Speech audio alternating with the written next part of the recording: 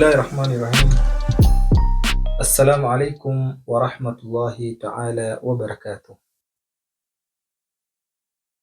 Welcome back our dear viewers to our channel, Guiding Light TV, where we talk about life, we talk about faith and real conversations. I host conversations that heal, not conversations that trend. Karibu tena ndugu wapenzi watazamaji katika chaneli yenu mwipendayo, Guiding Light.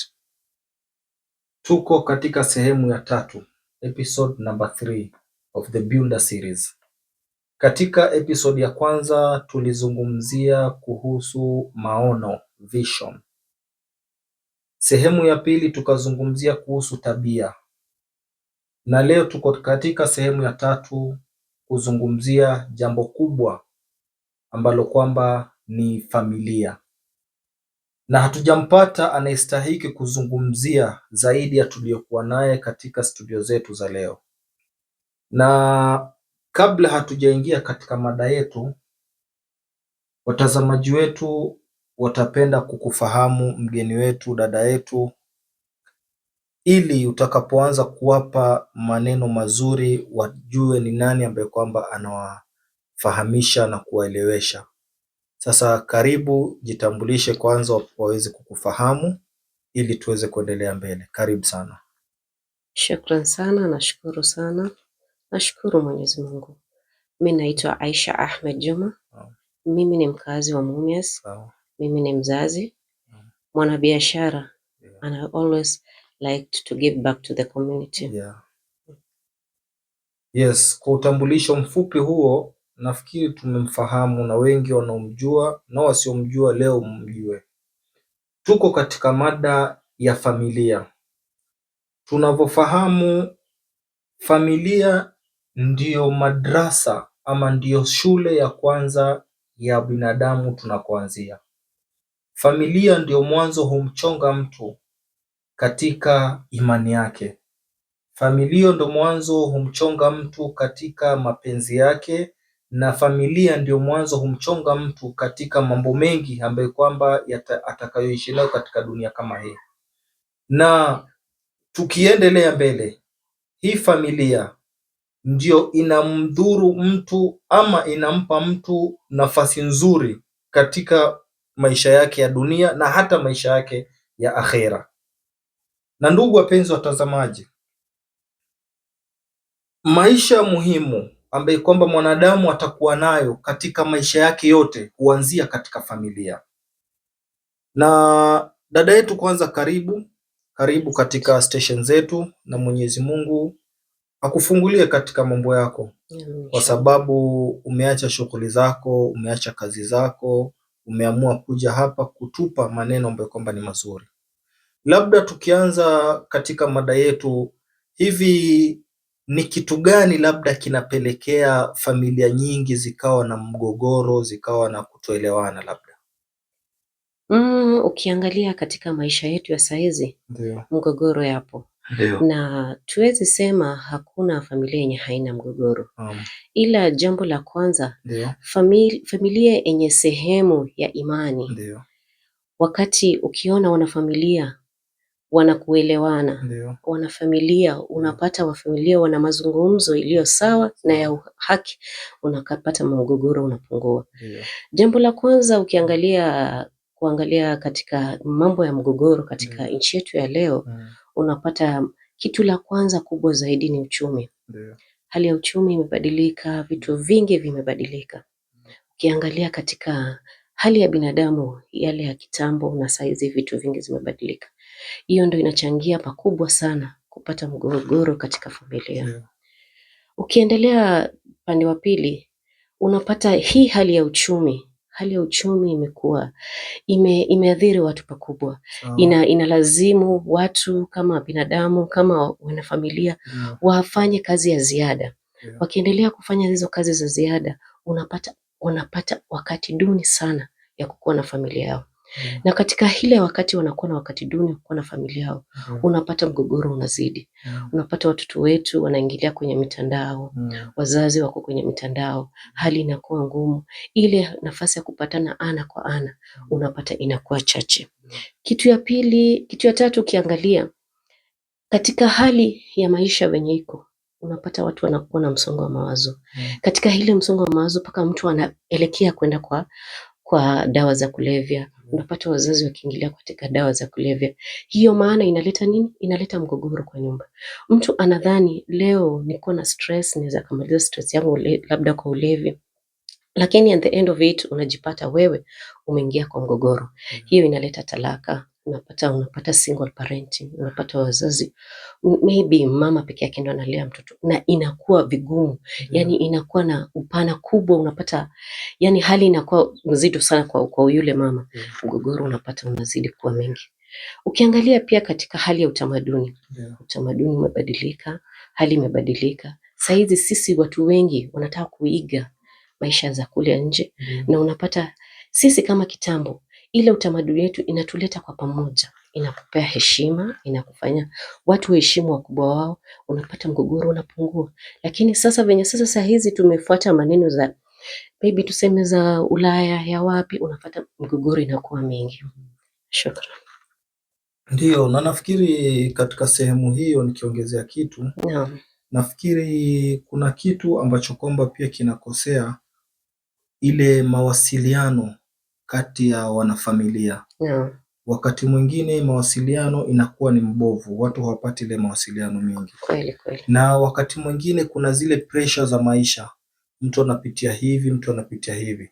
Sasa labda utapata mwingine hawasiliani, utajua labda ameamua kuishi maisha ya peke yake, ya kutenga wengine, ya kutenga nini. Ukawa ni unamjudge, lakini kumbe huwezi kujua ni maisha yapi, ni pressure gani ya maisha ambayo kwamba inamkumba na inamsukuma, inampelekea kukua katika hali kama ile.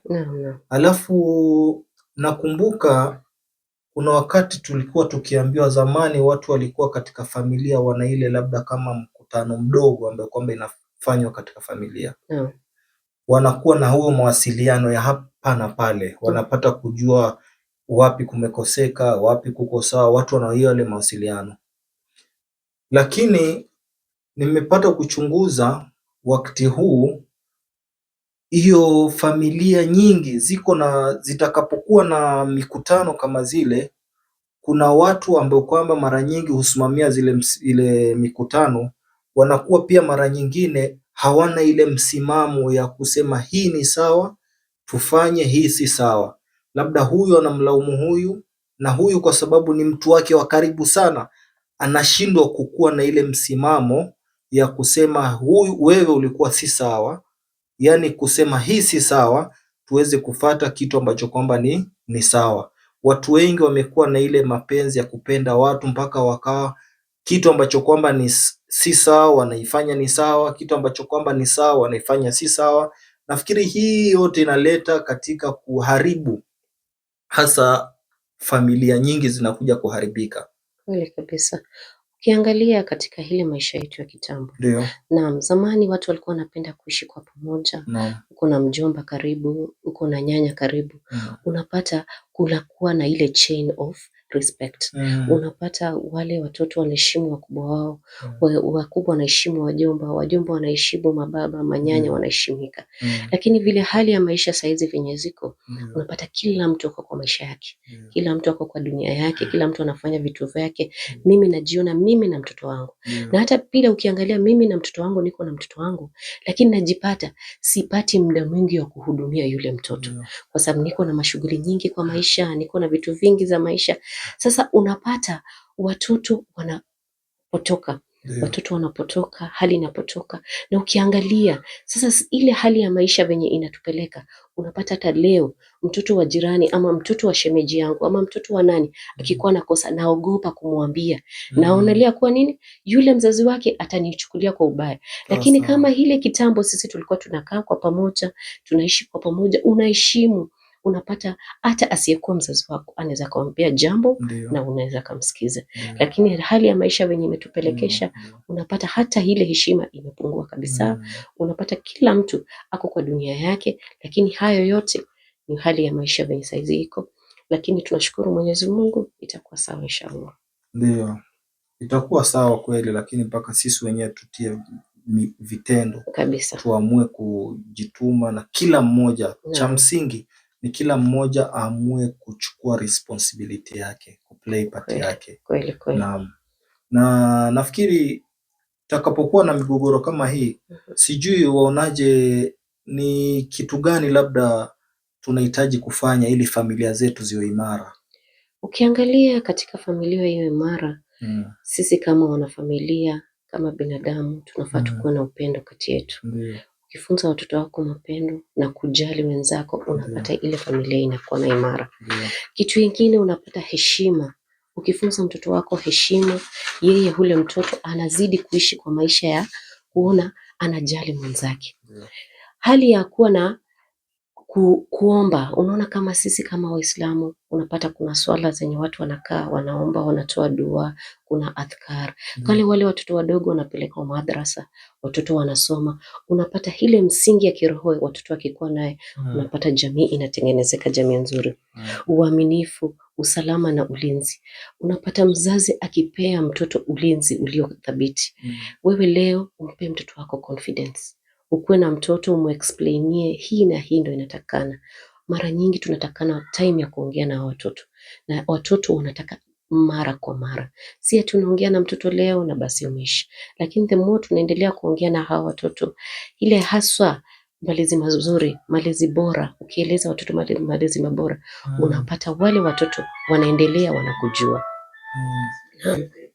Sasa nafikiri watu wengi wana ufahamu ya kuwa ukisema familia nzuri ama familia bora huwa hawana matatizo yoyote, lakini nafikiri huo ni ukosefu wa ufahamu.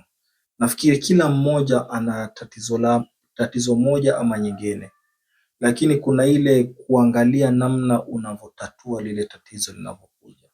Na hilo ni muhimu katika familia nyingi, kujua kitu kama hicho.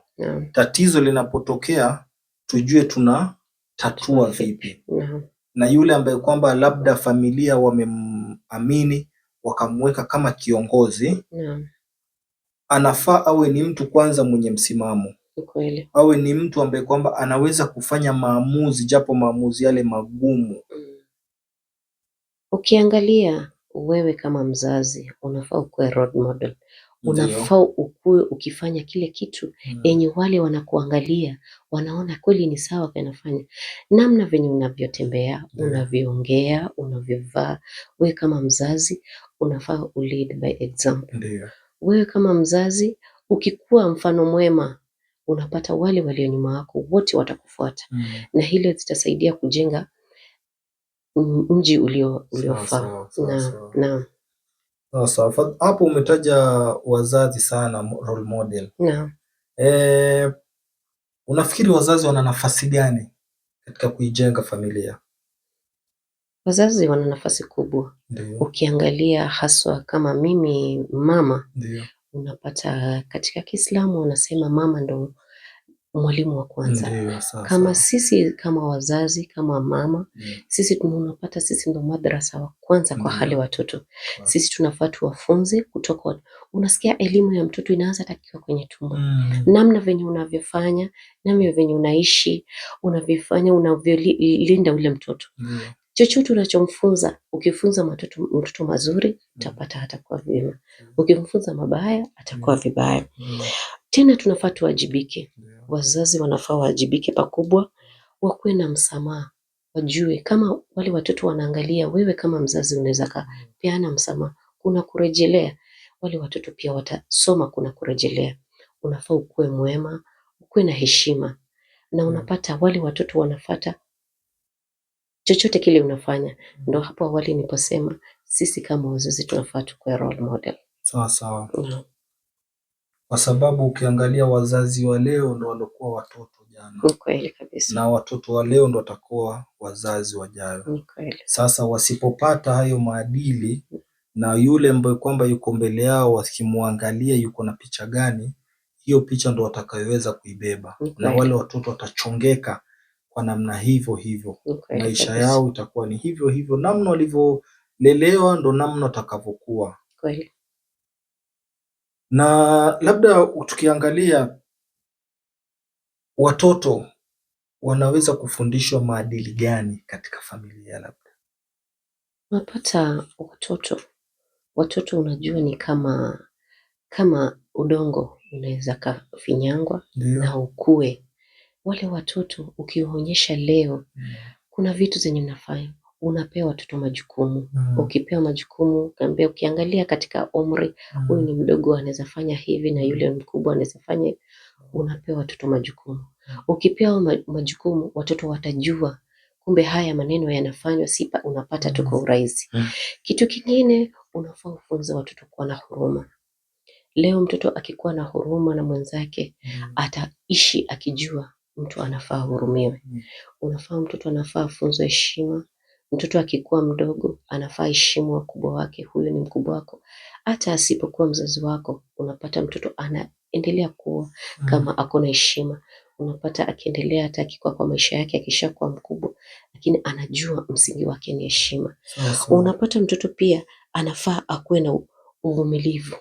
Mtoto anafaa akuwe na uvumilivu kwa sababu kila kitu sio ati unapata tu kila mara. Uvumilivu ni jambo kubwa sana. Leo mtoto ukimfunza kuna kuvumilia, kuna kupata na kuna kukosa. Mtoto anaendelea kukua, akikuwa mkubwa anajua hii maisha kila mara haikui sawa vile venye unataka. Mtoto anashinda kuvumilia, na kuvumilia hiyo unapata anavumilia pia watu wengine. Nafikiri katika mada yetu hii ya leo, hili swali ndo kama kichwa cha mada hii. Yaani namna unavomlea yule mtoto ajue maisha, aitambue kwa namna gani. Na huyu mtoto utakavomlea ndo atakavyoifahamu hiyo maisha. Kwa sababu nafikiri mada tulimaliza tukiangalia katika mada yetu ya kwanza, maono. Kuna wakati mzungumzaji wetu alikuja kutaja kitu, akasema ile sampuli ya unavomlea mtoto, kama ukimuita mami, dadi, mami, ukijua ni unampenda, unamweka karibu, mpaka unampenda mpaka unapitiliza. Ya kwamba badala ya kumlea sasa inakuwa ni kumharibu tena. Kwa sababu huyu mtoto mpaka anakuwa mkubwa, yeye bado akilini mwake yuko tu mami, dadi. Hata mzazi Mungu labda amchukue yule mtoto, amekosa yale maadili, anajua siku zote dunia itamchukua namna hiyo. Na unapata atakapokuwa mkubwa atakuwa hana ile subra. Akipata mtingishiko kidogo ndo utapata anakimbilia kwa madawa za kulevya na pale, kwa sababu hiyo pressure ikimpiga kidogo, hana msimamo, hana uvumilivu, hana subra, kwa sababu hiyo pressure hakuijua tangu zamani. Sasa hiyo nafikiri ndo sehemu kubwa, ndo swali ilikuwa kubwa katika hii mada yetu ya leo. Labda kwa mfano, labda upate tuseme umri wa Gen Z, vijana wadogo, upewe nafasi ya kuwashauri, sijui uweza washauri vipi? Unaona, ukiangalia hiyo group za Gen Z, watoto saizi wameingilia kwa mtandao. Unapata watoto wengi wanafikiria mtandao ndo bora zaidi. Sasa sisi kama wazazi, ukipata mtoto katika hiyo kiwango, wewe mzazi, kwanza ni kuongea naye na umsikilize. Unasikiza mtoto anavyosema, anavyotaka. Wewe kama mzazi sasa ndo uweke kwa ratili, huyu mtoto anafaa umweke kwa kiwango gani. Kitu ingine, wewe kama mzazi unafaa ukuwe na mtoto kila mara. Leo ukimueleza usichoke, endelea kumueleza. Hawa watoto wanataka kuelezwa kila mara. Na ile wakati unaendelea kuwaeleza, unafuatilia haya maneno wanafanya iko sawa ama haiko sawa. Pia ukiangalia hawa watoto wetu wanataka kusikilizwa. Hawa watoto jambo unamueleza, lakini pia unasikiliza kenye anasema. Na kila ukipata time unakaa unakuja chini unamueleza, hili na hili kweli uliniambia, lakini haiko sawa, tunafaa tufanye hii na hii. Sasa ile time yenye unamsikiliza, na unafaa ile time unamsikiza, na ile wakati unamuongelesha unafaa urudi kama yeye. Wewe kama mzazi unafaa urudi kama yeye. Ndio tunakumbuka hapo kitambo wanasema viboko na nini. Ni kweli ilikuwa inatusaidia sana. Ilikuwa nasaidia, lakini ukiangalia katika hii generation, ni generation tofauti.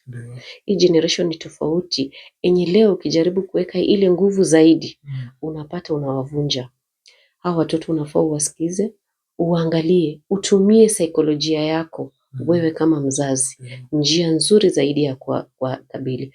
Kwa sababu ukiweka pressure, unaweka pressure, the same time you just be lenient. Hauwezi kuwa pressure all the time.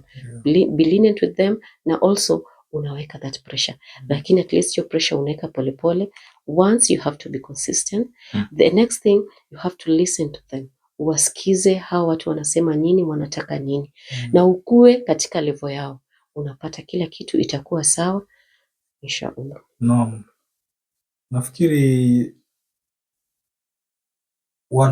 wanaosikiza watazamaji wetu, nafikiri kuna sehemu muhimu ambaye kwamba dada yetu amezungumzia, na nataka niguse kidogo. Amezungumzia kuhusu communication, mawasiliano kutoka kwa mzazi kwenda kwa mtoto na kutoka kwa mtoto kwenda kwa mzazi. Yaani kuna umuhimu mzazi akae na mtoto wake amsikize. Yule mtoto atakapokuwa anazungumza apate kuyaelewa yale maneno yake anakusudia nini. Na yule mzazi wakati mwingine akae na mtoto wake na kumzungumzisha, kumpa maneno ambayo kwamba ataweza kumuingia na kuifahamisha vizuri. Nafikiri sehemu kama hii ni muhimu sana kwa wazazi wapate kuyafahamu, na ni muhimu sana kwa wale watoto wapate kuielewa jambo kama hili. Mada ya leo ya familia, tumejifunza mambo mengi sana. Tumejifunza namna ya kulea familia. Tumejifunza mambo ambayo kwamba yanapelekea familia nyingi zikakuwa na changamoto. Tumejifunza familia ni kitu gani, na tusiwe ni wenye kujifunza na kusikiza na kuacha. Tuwe ni wenye kuiweka katika vitendo. Tuwe ni wenye kutumia na kuziweka katika vitendo. Mada kama ya leo ni mada ambayo kwamba ni muhimu kwa jumla. Familia ni muhimu, na kwa wale ambao kwamba wamo katika familia na kwa wale ambao kwamba wanajitayarisha kuingia katika familia, wote ni muhimu kuchukua mada kama hii na kuifahamu. Na nitakuuliza swali moja, mtazamaji wetu. Familia yako ni sehemu katika migogoro ama sehemu katika utulivu? Mumeijenga vipi? Hili ni swali ambalo kwamba nataka muliweke akilini na mulifikirie. Familia yako ni sehemu katika sehemu ya migogoro ama ni sehemu katika sehemu ya utulivu? Utakapopata shida unaenda kwa familia wakusaidie, ama ukipata shida huna sehemu unaenda, kwa sababu unajua ukienda katika familia hutapata amani? Hilo ni swali nataka muliweke akilini. Tukielekea mwisho ya kipindi chetu hiki cha leo, nitatoka kidogo nje ya mada. Tuko na janga ambalo kwamba linatusumbua wakati huu, na hili janga limetukumba hasa nchi yetu hii ya Kenya. Janga lenyewe ni watoto wa shule wamechoma sana shule. Shule nyingi zimechomwa, mali nyingi zimeharibiwa, wazazi wengi wamepoteza mali yao, shule nyingi zimepoteza mali yao kwa ajili ya watoto. Sijui dada yetu tatuambia nini kuhusu labda kitu gani kinapelekea vijana hawa wakawa wenye kufanya vitu kama hivi? Nashukuru sana kwa swali lako. Ukiangalia hii swali ni swali nyeti sana. Sisi kama wazazi kwanza tuna huzuni. Hawa watoto wetu wako wanafanya vitu vingine wenye hazifai. Hawa watoto ukiangalia mara mingi wako na msongo wa mawazo. Watoto wakikuwa na msongo wa mawazo wanataka kama that authority ya shule wawasikize. Lakini unapata hawasikilizwi. Inawalazimu wafanye vitu kama hizo, yani waonekane kuwa wanaonekana. Hawa watoto wako na mambo mengi sana. Ukipata watoto wetu, unapata wengine wameanza kuingilia katika madawa za kulevya. Watoto wanadhani labda nikiingilia dawa ya kulevya itanisaidia kupunguza namna ya hali venye ilivyo, na kuingilia katika dawa ya kulevya unajipata unajipelekesha, unaingia kwa vitu zenye sio sawa, unaingia kwa uhalifu. Ukiingia katika uhalifu unajipata unachoma shule. Ile kusukumwa na ulevi. Pia kuna peer pressure. Unapata kuna watoto wametoka katika tabaka mbalimbali. Hao watoto kila mtu ako na fikra yake, kila mtu, lakini once wakikuwa pamoja, akili zao zikishaikuwa pamoja, kila mtu anachanganya. Mwenzake anaanza kumwambia huyu fanya hivi, mwingine anafanya hivi. Ukiona huyu anafanya labda sio sawa, mwingine anataka kuiga, unapata hiyo inafanya hao watoto wanaingia kwa vitu vyenye sio sawa. Hao watoto pia tukiangalia nyuma, tukiangalia saizi mfumo wa masomo yenye tuko nayo. Tuko na hiyo CBC. Kusema tu ukweli, CBC ni kama imekuwa mzigo sana kwao. Unapata kwa walimu wetu hata saa zingine wakipea watoto homework, wanapewa wazazi waende wawasaidie kufanya hiyo homework. Wazazi hata hawajui nini ya kufanya, wale hawajui, unapata wako na vitu vingi sana. Yani hiyo CBC ni masomo mazuri, lakini yani imekuja kama ni nzito kwao. Yani wanafaa wapelekwe taratibu. Lakini kwa sababu wafikia, wakiona imekuwa imezidi sana, huwa wanaamua wafanye vitu zingine ndio wasikilizwe. Watoto saizi wameingilia katika mitandao. Watoto wanaangalia kwa simu zao, wanaangalia, wako kwa mitandao sana. Wanajaribu kuiga. Mwingine anasema usipofanyiwa hivi unafanya hivi. Unapata wale watoto wanaiga katika mitandao. Lakini hawa watoto kitu ya maana ni ile kuwaweka chini, kuwasikiliza na kuwaongelesha. Tukiendelea kuongelesha hawa watoto na tuzidi kuongelesha kama wazazi, tuzidi kuongelesha, tunaamini kuwa itakuwa salama. Shukrani. Lakini nafikiria katika mashule nyingi, hasa shule za upili, secondary school, kuna ile department ya guiding and counseling. Kweli. Ndio, pamoja na kuwa kuna guiding and counseling, na bado mambo kama haya yanatendeka. Na mzungumzaji wa kwanza tulikuwa naye, nilimuuliza swali kama hii, akiniambia kunazo guiding and counseling, lakini ukiangalia pia sheria zile za haki za watoto nini zimeweza kuwafunga mikono sana.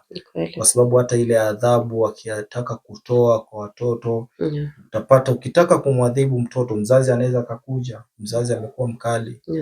Mzazi labda akikuja, mtoto anafanyishwa kazi fulani, mzazi amekuwa mkali, tunalipa kwa nini mtoto wetu anafanya hivi? So na sasa nafikiri pia hilo linazidisha. Sijui unaweza ongezea nini? Ni kweli kabisa, unapata malezi kutoka nyumbani, zingine zinaathiri. Kama vile awali ulivyosema, unapata mtoto mama anamuita mama, baba. Yani mtoto anaishi kuwa mimi tu ndo napendwa. Mimi ndo kila kitu, naweza fanya chochote. Yani unapata wazazi wameachilia watoto wao, wanafanya vitu zenye hazifai. Unapata viboko zamani zilikuwa, saizi haziko. Unapata zamani walikuwa na adhibu watoto, lakini saizi walimu pia wanaogopa. Sasa wale watoto wanakuwa na hile, wanajiambia kuwa mimi naweza fanya chochote. Anaona yeye anaweza kafanya chochote. Lakini hawa watoto, hiyo department ya guiding and counseling zipo shuleni na pia zinasaidia. Lakini hayo yote inataka kushirikiana ya wazazi, walimu na watoto. Naam. Watoto wamekuwa hawaogopi, hawajui hili ni mzuri, hili ni mbaya. Wamefanya wazazi, mpaka sheria zimefanya mpaka walimu. Kuna mmoja nikikuwa dukani kule aliniambia, walimu saizi tumefikia wakati wa yule mtoto tunamfundisha namna atakavyokuja, awe namna yoyote, bora mimi nimefanya kazi yangu ya kumfundisha. Hayo mengine nitakuwa naogopa serikali itanifanya hivi, sheria itanifanya hivi, shona mambo mengi. Ni kweli, ukiangalia wanasema saizi mtu mkiwa mwalimu unasema at the end of it nitapata mshahara wangu. Mimi nishapata mshahara wangu, ni sawa na nimemaliza. Lakini unarudi nyuma unaangalia mtoto mleavyo ndivyo wako. Sisi kama wazazi na sisi kama walimu, unapata mwalimu leo, wewe kama mwalimu unasema kishapata mshahara wangu basi, lakini unasahau pia wewe kuna mtoto katika shule nyingine. Yule mwalimu mwenye yuko katika ile shule pia akisema hivyo, tutatengeneza jamii iliyoje. Sasa ni walimu wajitolee, wazazi wajitolee na shirikiano na watoto. Hao walimu wakae pamoja na wazazi, waongee, wanasema kikaa pamoja, wakiweka vichwa zao pamoja, itakuwa sawa. Hao watoto hakuna pakubwa yenye haitawezekana. Na wanasema sasa hawa watoto ni watoto wetu, hakuna cha kufanya, ni ile tu kukabiliana na chochote kile yenye itakuwa. Tunaamini itakuwa salama inshallah. Nashukuru wapenzi watazamaji, nafikiri mmepata faida nyingi, faida nzuri, faida tukufu katika mada yetu hii ya leo.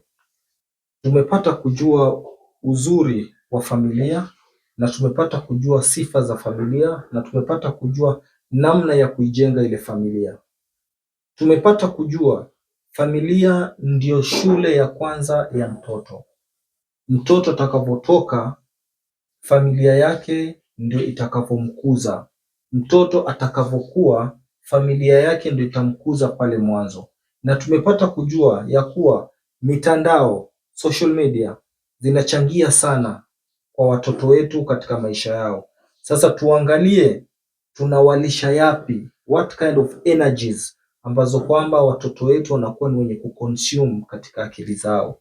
Sasa hili ni jukumu langu na ni jukumu lako. Tulipofikia nafikiri panatosha.